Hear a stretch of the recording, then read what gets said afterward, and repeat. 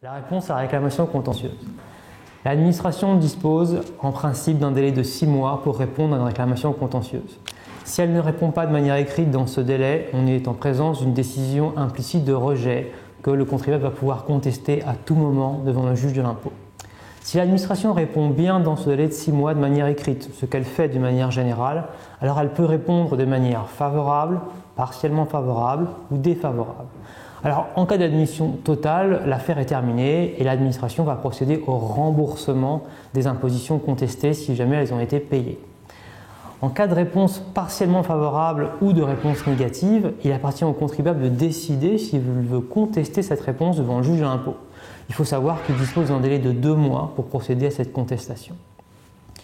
Alors, en principe, la réclamation contentieuse est adressée au directeur des services fiscaux.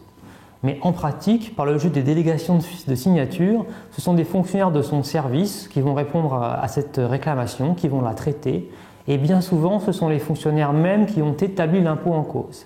C'est plus particulièrement vrai dans le cas des contrôles fiscaux, où c'est votre vérificateur, celui dont vous contestez la décision, qui va instruire votre réclamation. Alors évidemment, on s'en doute, ces fonctionnaires vont avoir beaucoup de mal à se déjuger eux-mêmes. Quoi qu'il en soit, la réclamation contentieuse est un recours préalable obligatoire à toute saisine postérieure du juge de l'impôt.